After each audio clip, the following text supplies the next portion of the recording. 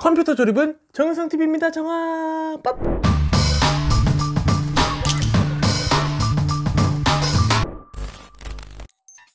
안녕하십니까. 컴퓨터 조립은 역시 정은성TV인데 정은성TV입니다. 오늘은 좀 사연이 좀 깊습니다.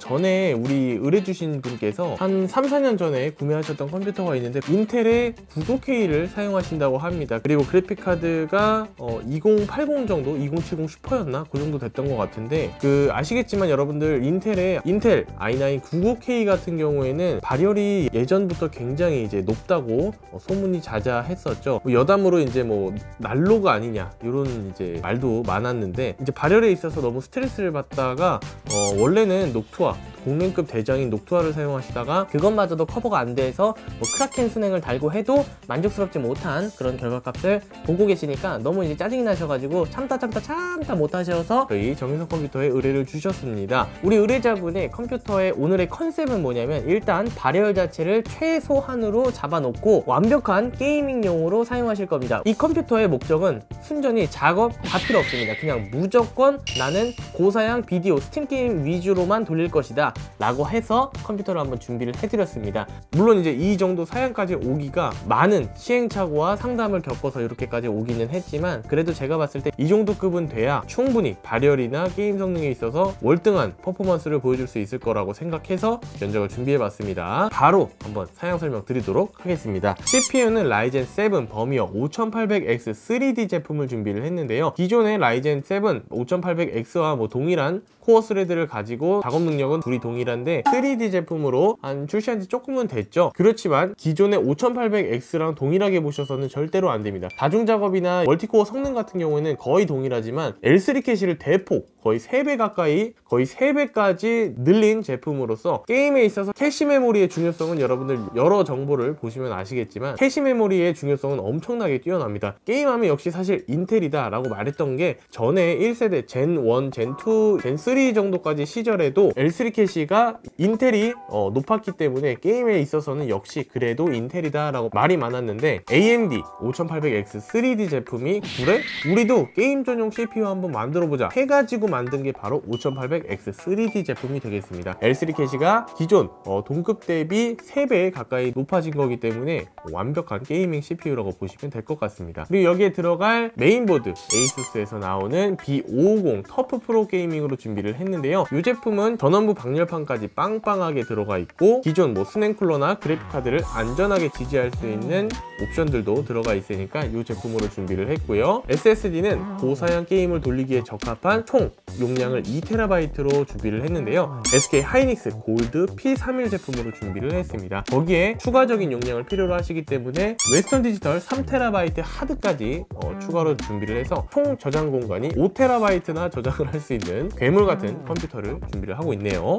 자, 그리고 그래픽카드는 게이밍 성능에 맞춰서 MSI에서 나오는 지포스 RTX 3080 게이밍 제품으로 준비를 했는데요. 확실히 이제 3080급은 돼야 나중에 지금 사용하고 계시는 모니터가 FHD 144를 사용하고 계시는데, 아무래도 이제 고사양 게임을 하시다 보면 해상도에 대한 욕심이 조금 더 있을 겁니다. 추후에 모니터 업그레이드를 해도 원활하게 플레이가 가능하시게끔 3080급으로 준비를 해드렸습니다. 자, 그리고 여기 들어갈 순행 쿨러는 다크플래시에서 나오는 트위스터 DX 360mm짜리 3열 순행으로 준비를 했는데요. 기존의 크라켄 순행을 갖고는 계시지만 이 케이스와 순행 쿨러 여러가지 조합을 생각했을 때 이 순행 쿨러만한 애가 없습니다. 저는 이 다크플래시 DX 360을 굉장히 선호를 하고, 이 CPU 발열이 생각보다 그렇게 높지가 않은 제품입니다. 그러다 보니까 3열 순행으로 같이 준비를 해드렸고요. 파워는 넉넉하게 탑파워의 900W짜리 900DG로 준비를 했고요. 램은 팀그룹 티포스 8기가짜리 4장 총 32기가로 구성을 해드렸고요.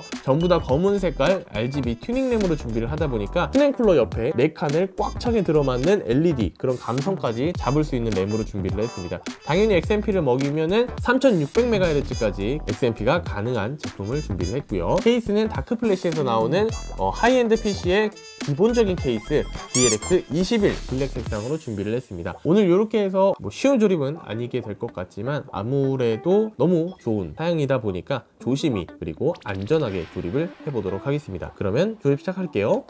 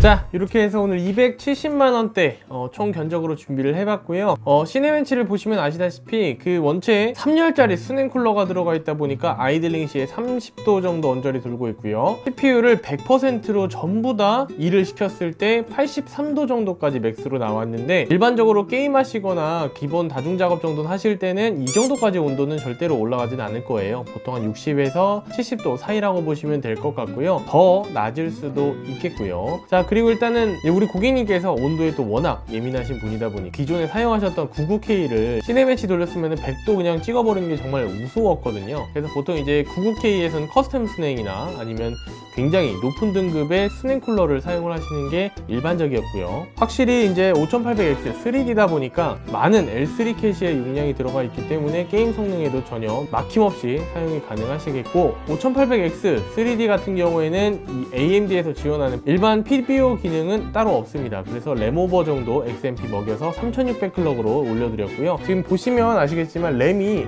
4개 줄로 따다다닥 박혀있죠. 완전 풀뱅크 감성으로 제가 띄워드렸는데, 보시면 너무나도 영롱합니다. 그리고 이 그래픽카드의 LED, 제가 이제 사실 LED 같은 거는 좀 이렇게 T 방향으로 되어 있는 걸 굉장히 좀 좋아하는데, 그래픽카드와 램, 그 다음에 CPU 이 위쪽에 나오는 이런 T 방향 완전히 색깔이 꽉 차 있는 쿨러들로 구성을 했습니다.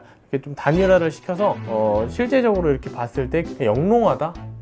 진짜 영롱하다라고 밖에 표현할 말이 없습니다. 너무나도 예쁩니다. 오늘도 이렇게 좋은 컴퓨터 조립할 수 있게 맡겨주신 의뢰자분께 감사 말씀드리면서 다음에 더 좋은 영상으로 찾아뵙도록 하겠습니다. 그러면 정바!